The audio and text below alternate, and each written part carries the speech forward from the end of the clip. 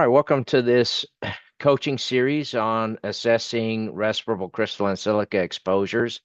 If you had the chance to attend my last coaching series, it was on exposure decision analysis, and at some point I'm going to be doing one that zooms out a little bit to look at the exposure assessment process in general. I, I will say that there's a chance I get interrupted in the middle of our session tonight. I apologize. It shouldn't be a long interruption if it happens. Be a little bit of a pause. Hopefully, hopefully that doesn't happen, and we can proceed smoothly here. So, silk is a big deal in a lot of industries. My background is in mining, and when you make big rocks into little rocks, you you make a lot of dust. So, but it's not just mining. It's in oil and gas and construction. You're in the stone and tile industry. I guess that's kind of a subset of construction. But anyway, there are plenty of industries where silica is a big issue. And we're going to cover that in 5 parts. I try to not cram too much into each of these sessions. We'll see if that's the case tonight. We're going to start with basic characterization. So we're going to be gearing up to the actual sampling, which we'll talk about on week 3. But these first 2 weeks will be gearing up towards that and going through some of the things we should think about before we actually start putting pumps on workers or area samplers, for example. So let's get into it here.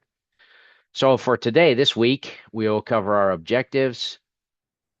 We will intro a case study briefly that we're going to use as sort of the context or a wrapper for our discussion today. We're going to talk about how you develop a strategy. Again, I'll say I'm guilty of often jumping in and starting to do things sometimes before I think about a strategy. So we're going to slow it down a little bit and talk about that. What do we want to think about before we actually do anything? We'll talk about how we would form SEGs, and this is again in the context of this case, sort of a wrapper for us. We will then do a review and look at a preview of week 2. So I will say I need to update a couple of these, but we are going to develop a basic strategy for evaluating respirable crystalline silica today. We'll also talk about forming SEGs. We're not going to do this today, nor this, but that will be part of our series. We're going to focus on the things that we need to know. We're also going to, you'll be able to identify a decision statistic for RCS as well as the appropriate OELs. So we will talk about those things today, in addition to our overall strategy and forming our SEGs. So our case study, a little bit of a wrapper. I want to say that I'm hoping to make this interactive. So please chime in if you have any thoughts here as I ask questions. I'm going to share a little bit about the case, and then I have some questions for you. I'll open it up for anyone's thoughts. We're looking at a NIOSH health hazard evaluation that evaluated silica exposures during dowel drilling. That's something that I personally am not familiar with. I I've been around drills, industrial drills, mining drills, but I haven't been around this process, dowel drilling. Uh, so this is something I'm not familiar with. But they did this in 2019 and published their work in 2020. If you're ever curious about what would NIOSH do in a certain situation, they may have a health hazard evaluation technical report on that topic. And you can go and if you just search online NIOSH HHE, it will pop up. You'll be able to search. They have over 1,000 reports in there. I find it very helpful, and this was the one I chose for silica. So we're gonna walk through this one. So first, before we do anything, before we even think about this, I like to ask the question, why? So why are we here? Why, and in this case, why did the Dow Drilling Company request an evaluation? Now, I will be honest here, NIOSH doesn't share a lot of detail. Uh, Typically, though, that why could be something like a complaint. So you have an employee complaint. Maybe it's the result of an inspection. So we realize after the inspector comes to our site and says, "Hey, you need to, where are your sampling results for silica? Oh, whoopsie, we need to collect those." It may be that it's company policy. So we're sampling because it's our policy, it's what we do. That may be the why. So there are many different possible reasons for us to sample for silica. These are just some of the common ones here. So they had a request. Now, I imagine that that we had employees concerned here, or excuse me, employees who maybe complained, were concerned. It's the management who's asking. It could have just been the management that had the concern. I'm not sure, but someone was concerned, right, about exposures, and so they asked NIOSH to come out. We're going to look a little bit about this, or excuse me, look at a little bit on the process here. So dowel drilling is one step in a process of repairing a road. Two employees, they have a backhoe, and then they have a drill rig operator, and they drill holes. There's a lot of dust apparently, so we're going to look more at that. But that just gives us a taste. Like I said, I didn't know about dowel drilling. I still don't know that much, but we can start to learn a little bit about this process. Okay, they drill holes in the ground. It creates dust. They have a backhoe, which is a sort of a so they have that. They have a drill rig of some sort. We haven't seen this yet, but we will later. Some of it right now. So we just have a couple of pictures. We have our backhoe, so you can see it's got a shovel on one side, it's got a blade, a bucket on the other side. And then I'll be honest, I'm not totally sure what all of this is, but I think it's part of the drill rig and the machinery that powers it.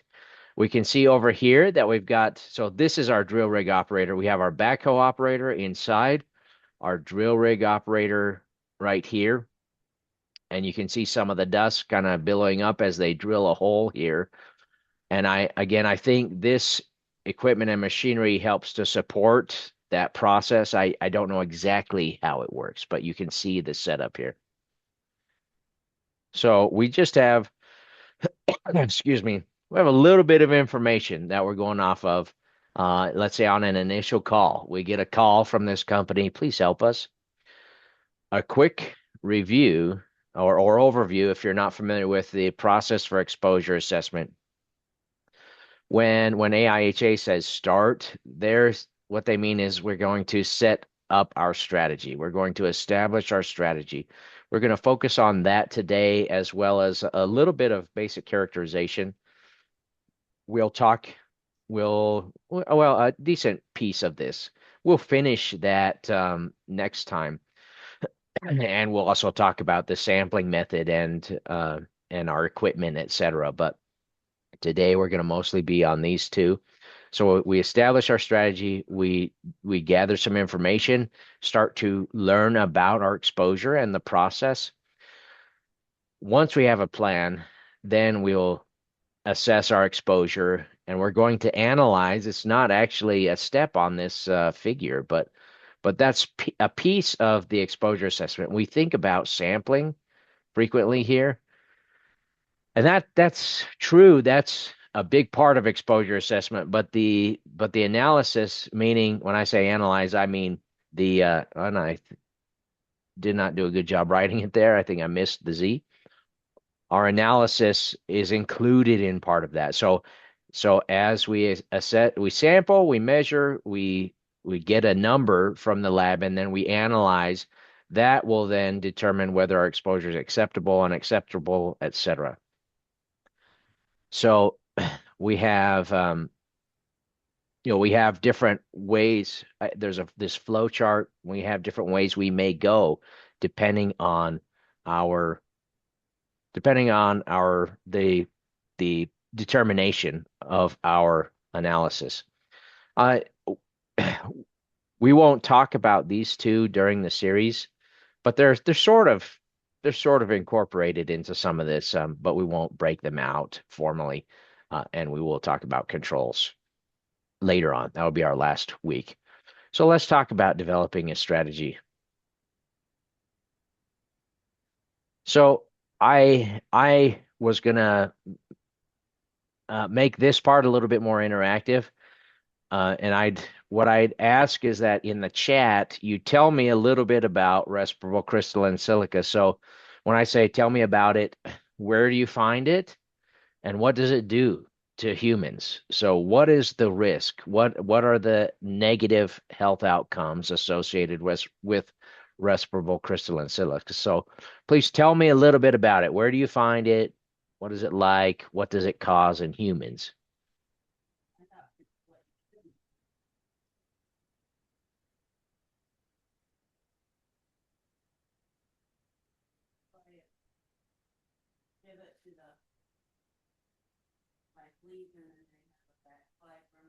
Oh, Kent, I didn't notice you in the room. Thanks for being here. So Kent is really smart. Hopefully he can correct me if I say anything that's wrong. But Kent says lung function can be impaired and possibly cancer. Correct. MG says in quartz rock silicosis. Good. So in terms of where you can find it, just about everywhere. It's I believe it's the most abundant mineral in the Earth's crust. So if you're dealing with the Earth's crust, if you're dealing with minerals from the Earth, then there's a decent chance you're going to run into silica. uh, Cement, okay, good. Limestone, silicosis, good. So silicosis, whoops, lung cancer, whoops. I apologize for my handwriting. In sandy soil, correct, correct. Yeah, so sands are often a very high percentage silica, which is a problem. Is a problem. Not always, but there are some that are very um, high in terms of the amount of silica they contain. Very good. So we know it's a big problem. I thought about not even putting this slide in here, but I decided, you know what, we better do it. So this is part of the basic characterization. Now, it seems like everyone here knows a fair amount or a lot about respirable crystalline silica. And so that's why I thought about maybe not even including it. Weed whacking in sandy soil. Okay, I didn't even think about weed whacking, but makes sense. So I thought about not including it, but it's part of basic characterization. Pretend we didn't know anything about silica.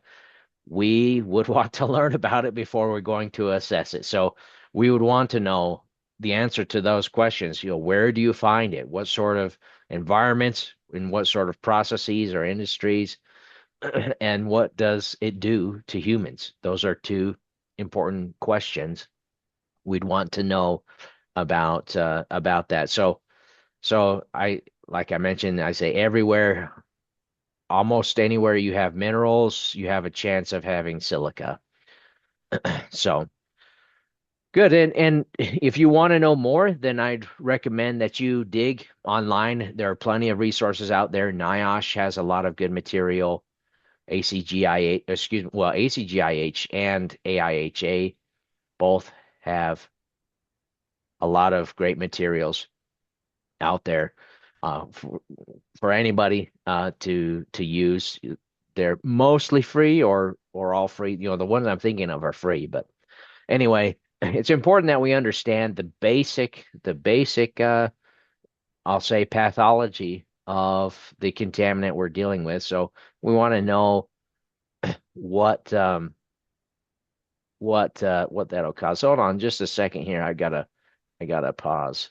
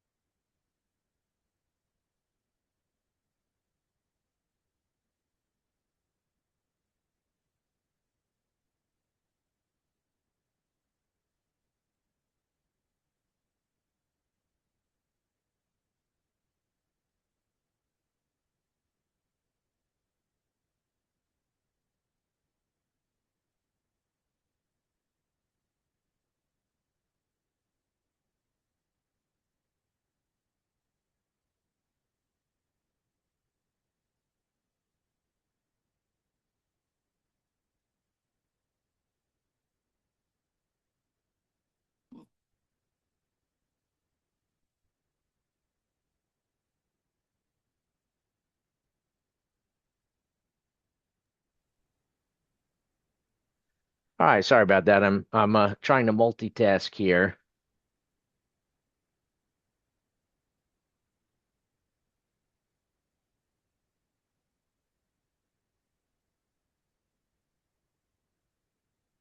Are you able to see my screen? My Zoom says okay.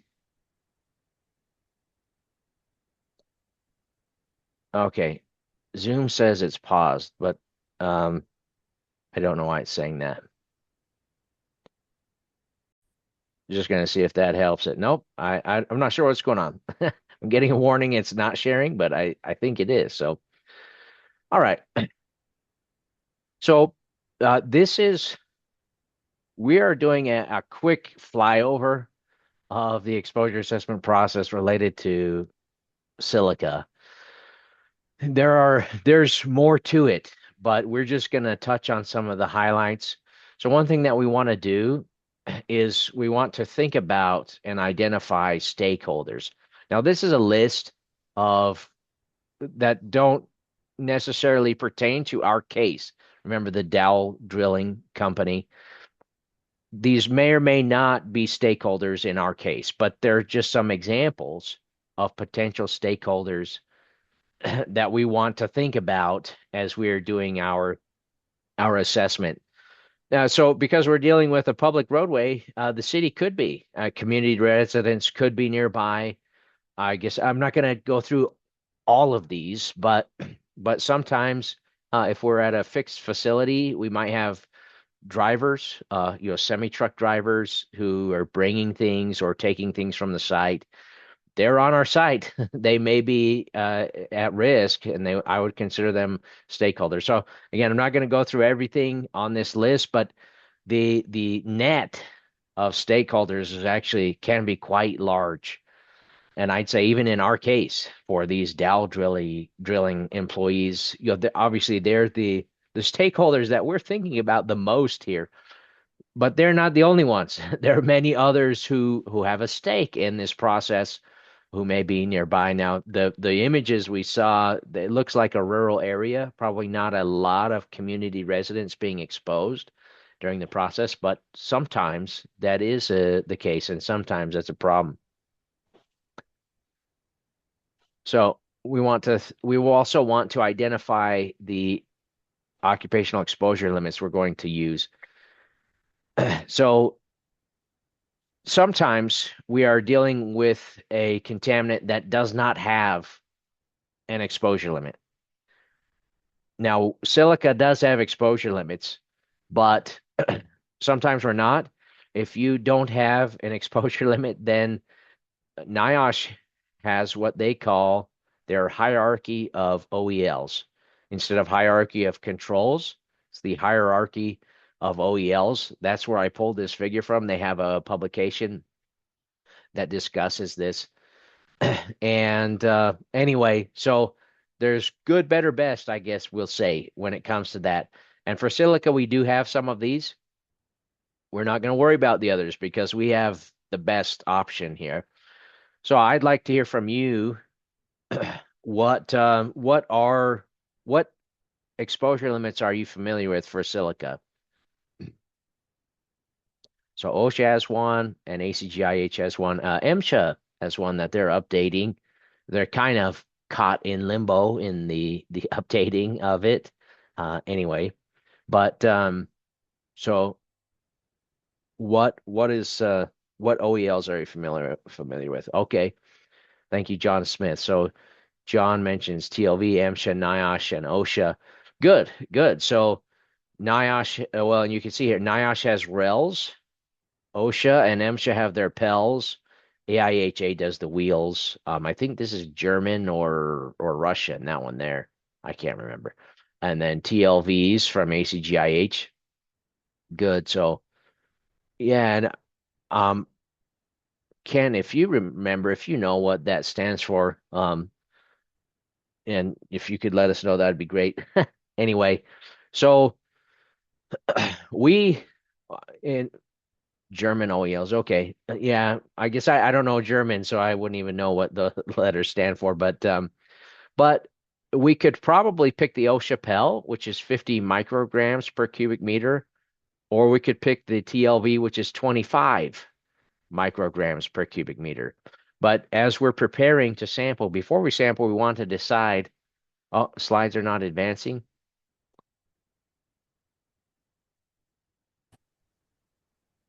Let me see what's going on here.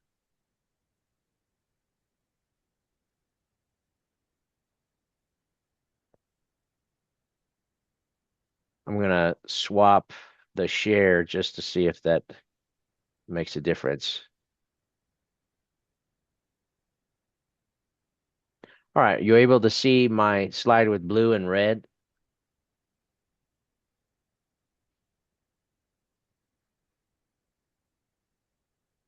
Okay. Hopefully 3 point, oh, you see 3.1. Wow. Let me let me stop this. Normally don't have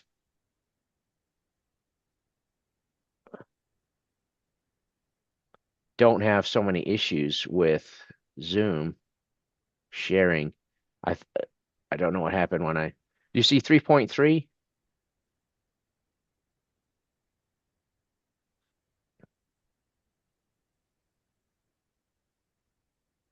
Okay. All right. Thank you. Thank you. So, all right, cool. Thank you. So, if this was me, I would pick one of these, the TLV or the PEL. I forget what the rel is for silica. I guess if someone could look that up or share that, that would be great. You could help inform us, but I think it's one of these. It's the same as these. Um, it's one of them, if I'm remembering right.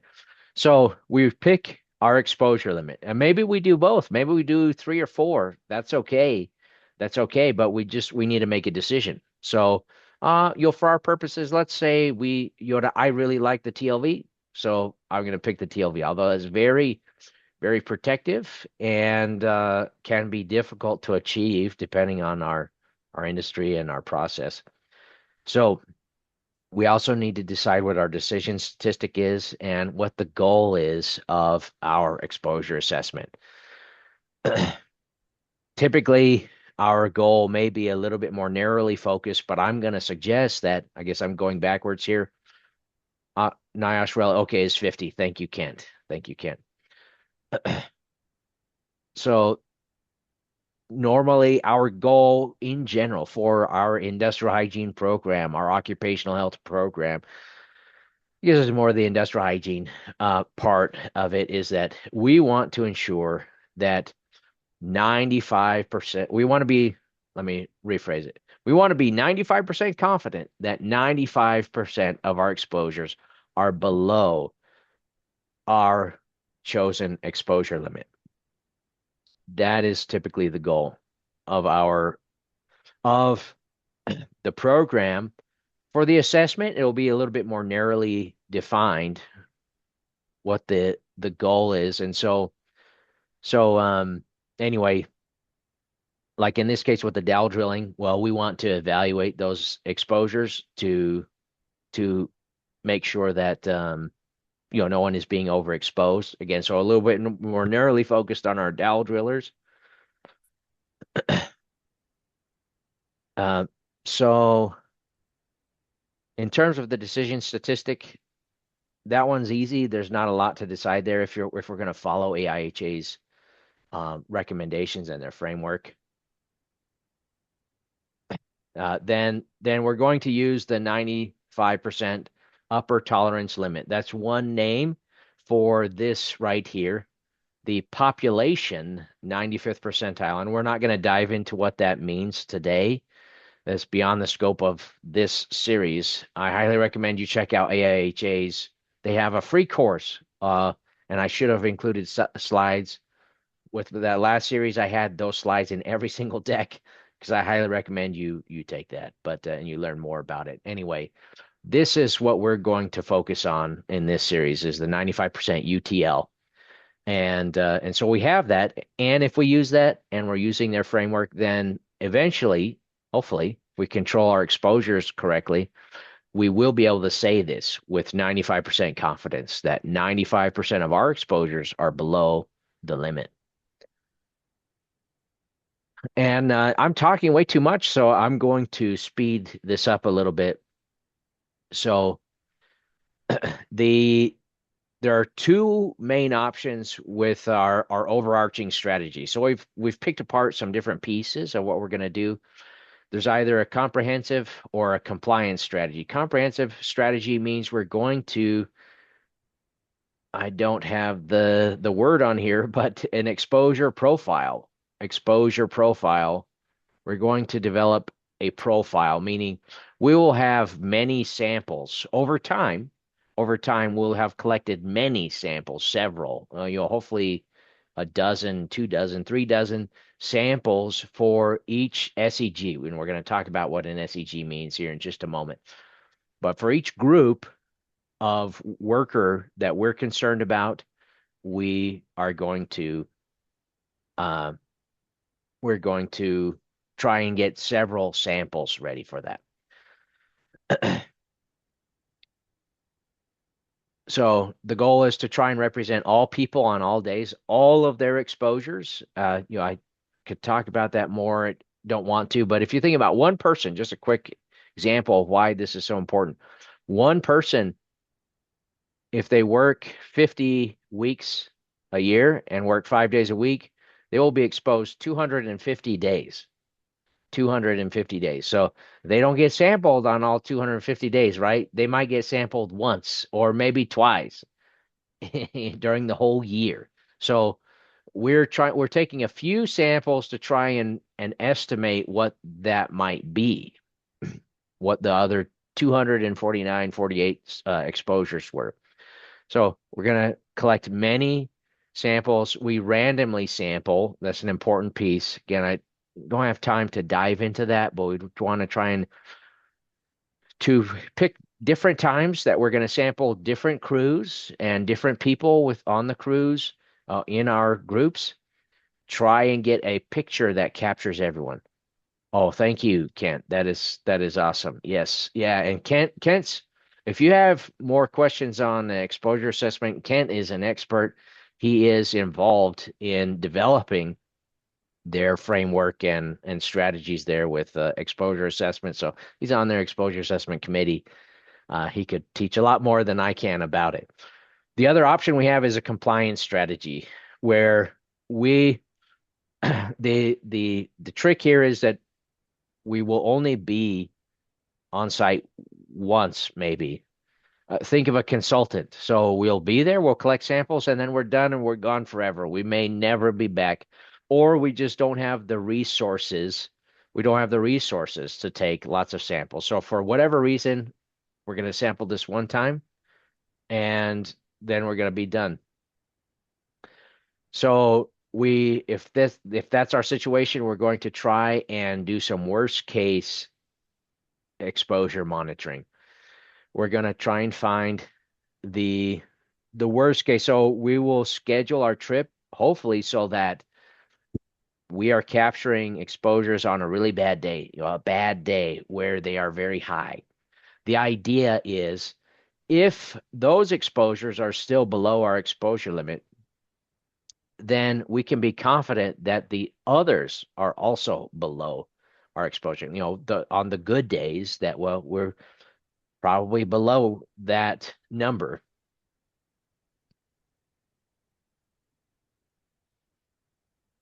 There are a lot of pros and cons there. That well, anyway, a lot of pros and cons.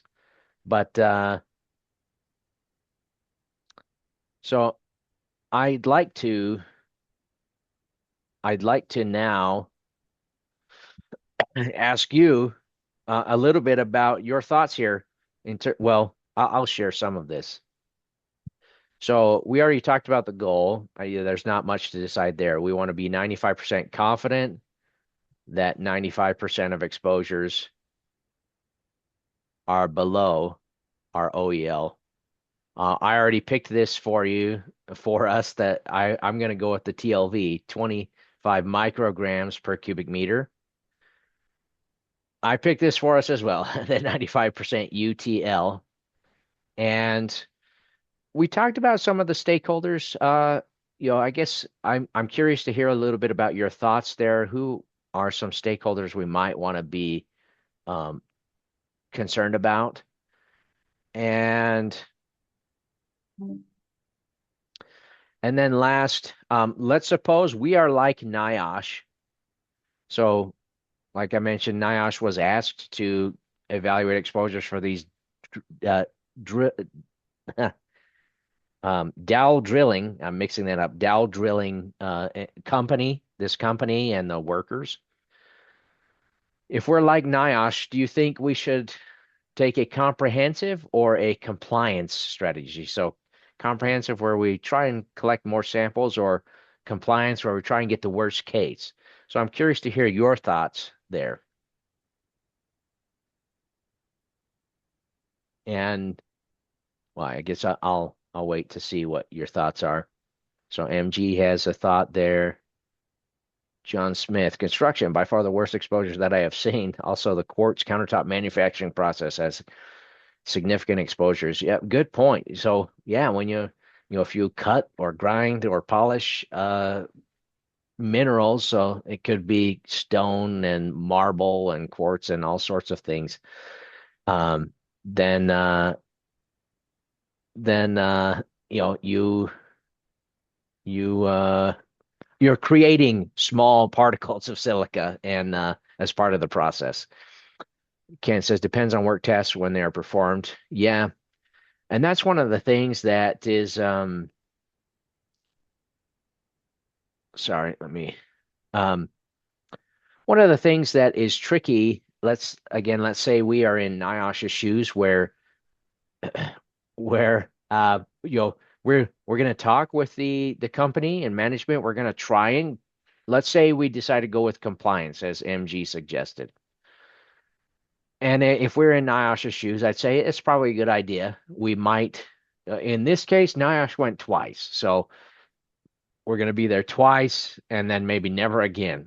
So we probably want to look at the compliance strategy, but maybe the company will continue to collect samples afterwards. Maybe we could get it going for them. Just start the process and collect a few samples for them. They're going to continue later. I don't know, but if we are going to do compliance, we want to try and talk with management, make sure that we're there on a busy day, on a day that's not raining. If we're talking about dust exposures, if they're working on a highway, on a road, it's not raining. We're going to want to think about things like that when we schedule. But it's field work, it's industrial hygiene, and anything can happen. And sometimes, it's Murphy's Law, whatever can happen does happen. And just stuff happens that sort of messes up your strategy. So we do the best we can. We do the best we can. Lean towards comprehensive, but if work tasks performed only a few times a year, compliance. Yeah, good. Okay, thank you, Kent. So we could treat it as in this situation, I see there being good arguments for either direction, depending on the scenario and what we're going to do. And if this company is trying to fix this, then they may have plans to continue to take samples. If that's the case, we could go with comprehensive. Um, and compliance can be tricky. So I'm just thinking about some field work I've done. Maybe you go thinking one thing and it just works out totally the other way. So um, anyway, let's say we'll go with a comprehensive uh, because we're afraid of scheduling. What I'm thinking of is you schedule a day, months in advance or weeks in advance. You get there and it's raining or something like that, or it's very windy. Well, that's great, but it's not going to be worst case. So anyway, we'll say comprehensive, and we won't worry about the stakeholders here, but that's someone we'd want to think about that.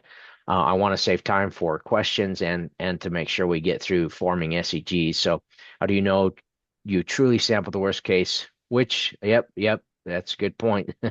That's a good point. Compliance can be tricky.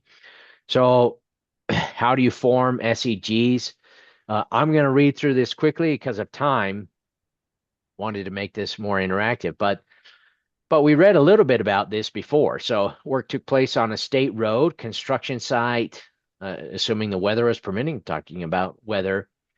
There are two employees, and we've already talked about, well, did not talk about this. Shift length is about 5 hours, changes depending on how things are going. They do have a lunch break and where they stop drilling. This is not, okay, I'm just going to highlight here. So we have a backhoe operator and we have that drill rig operator. And I don't see that worker mentioned specifically here, that operator. I'm sure that worker's mentioned here somewhere. So we have these two, okay, well, I guess this talks about that. One's operating the backhoe, one's operating the drill rig. We saw those pictures. One is standing outside in the hole, essentially. Let's see. And go back to the picture. You see this gentleman standing in the hole that's being worked on, and then we have the backhoe operator inside a cabin. So we're going to gather information like this to inform our development of the SEGs. Now, this is a fairly simple and straightforward case. To me, it seems, well, you have two different environments. One is in an enclosed cabin in a piece of equipment. That's going to be different. Probably going to be, I guess I can't say that definitively, but probably going to be different exposure than the worker who's standing in the hole right there at where the action is taking place. So I would say, uh, well, we're I would say we're going to have a backhoe operator and a drill rig operator. We want to observe as we're trying to do this. So we just kind of did this real quickly, but we want to observe. We're also going to gather information before we arrive. So, excuse me. What are the tasks? What are the processes? What are the exposures? And we're going to try to form these groups. We qualitatively assess exposure. So if we have any way to model, we're going to do that. If there are any data available from previous surveys, we're going to use that. If we have any other information that we can pull, then we're going to use that. But part of this is related to that observation. So, one is in a cabin, one is in the hole. Well, that's probably different exposures there, different exposure groups. So if there is a group of workers that is very likely to be exposed or overexposed, then we would call them a critical SEG. So they are they're at very high risk, and they would be a priority to make sure that we get more monitoring, more data, more information on them. And we'll talk about this later, but we will as we sample and build our exposure profile, these SEGs are not set in stone or in concrete. They are somewhat flexible. If our observations and our data start suggesting that these need to be split up, then we will consider that, and we may or may not reclassify and regroup our workers. So for now, we're gonna use backhoe operator and the drill rig operator. Okay, so that is our that is that's what I had for week one. Again, we're building up to the actual sampling for Silica, and we're just highlighting some of the key pieces of the exposure assessment process that we need to think about before we start putting pumps on people. Like I said, I'm guilty of oh, I don't have. So we talked about putting together a strategy, and with that strategy, we looked at stakeholders. We looked at OELs that we would consider using. We looked at our goal and our decision statistic, and then the overall strategy. So these are some of the big ideas we want to think about before we start our sampling. We also formed SEGs, similar exposure groups. I can't remember if the slide broke that out. And we decided that our backhoe operator is one and our drill rig operator is the other. uh, so, cool. Thank you, Paul.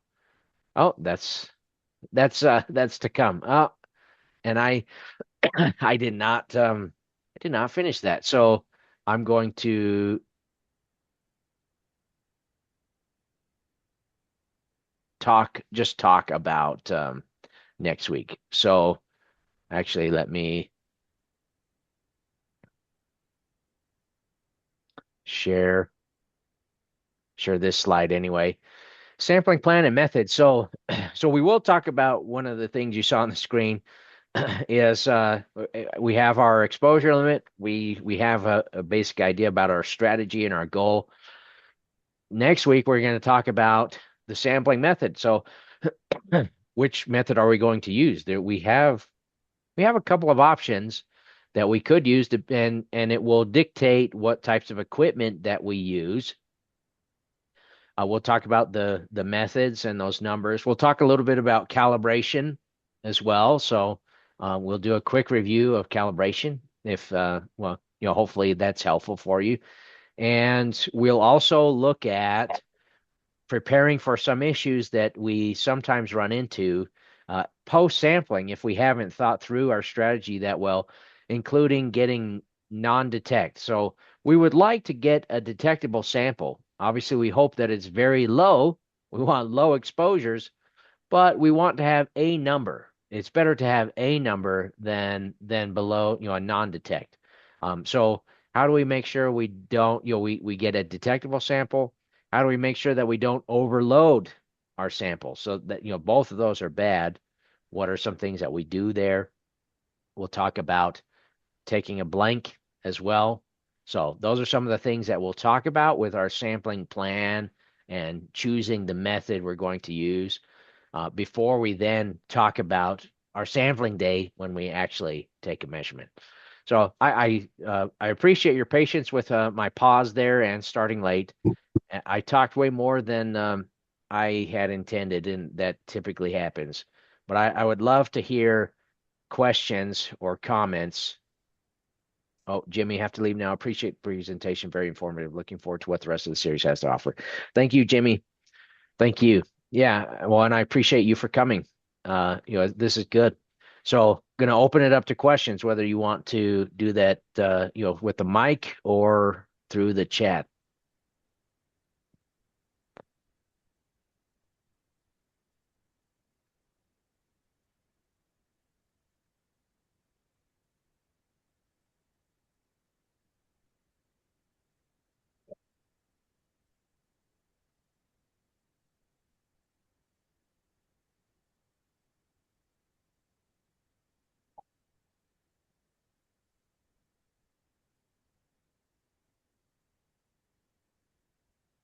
So I also failed to get my slide with my contact info on here.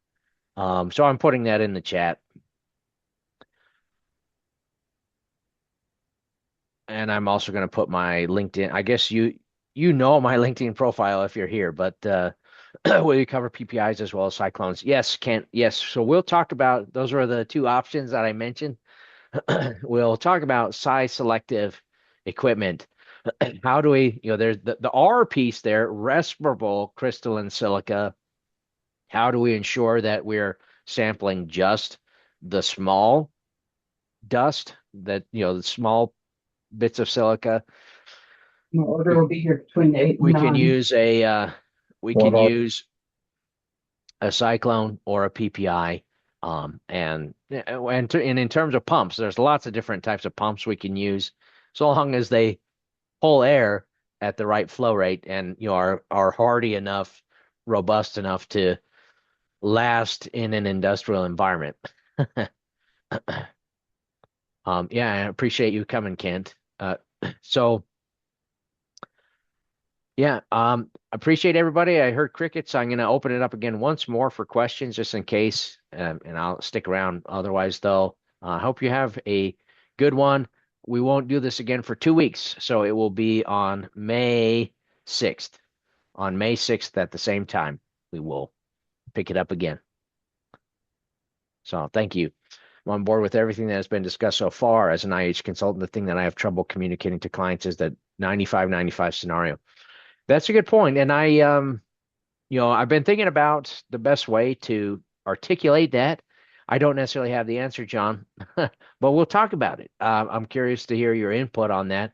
I'm open to thoughts on that. I think that it it's a tricky idea to communicate to someone who may not be familiar with the underlying statistics, and so it can be a little tricky. I agree. It's tricky for me, so I'm open to suggestions on that, but we'll talk about it. Hopefully, we can iron out something that makes sense. What do you recommend as the best approach for selecting SEGs?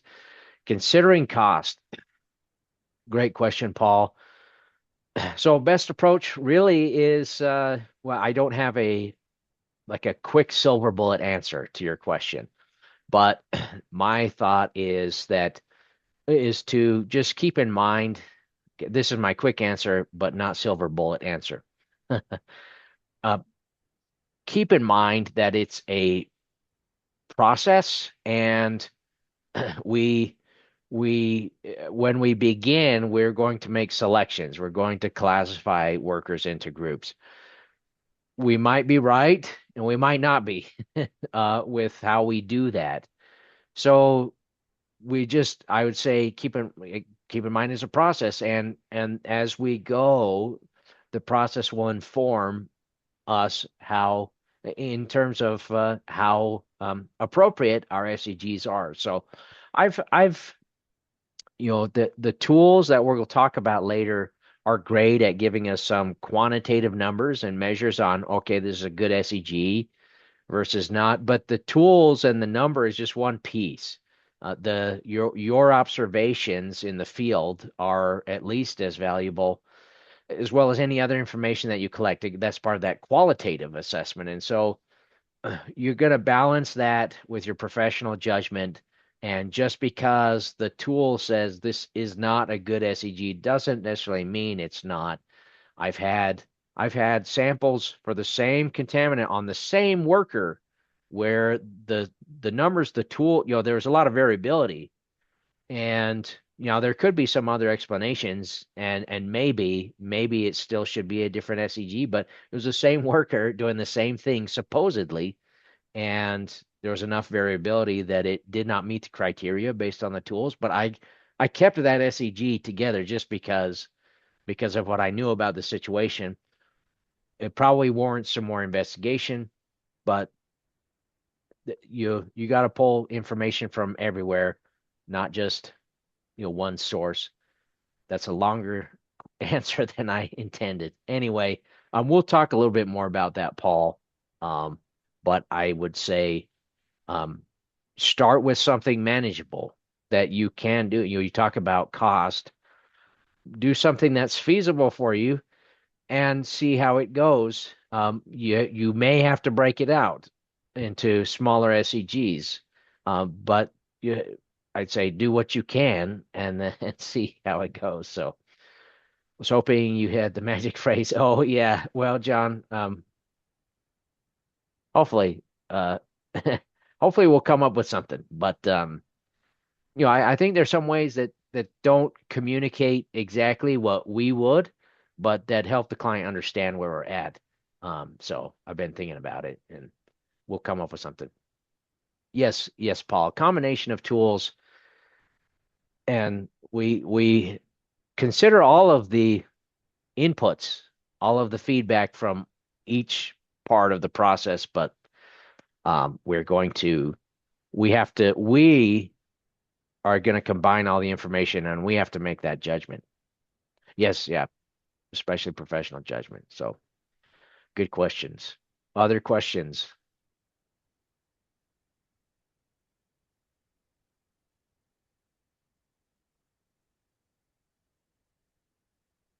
Yeah, you're welcome.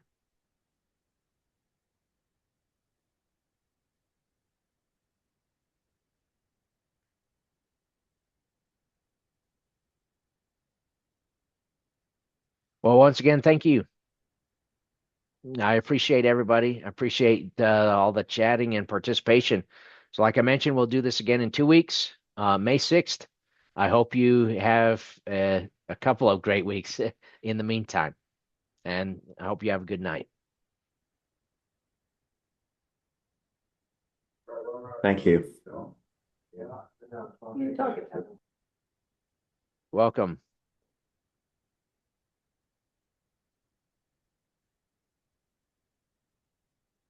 Yeah, you're welcome.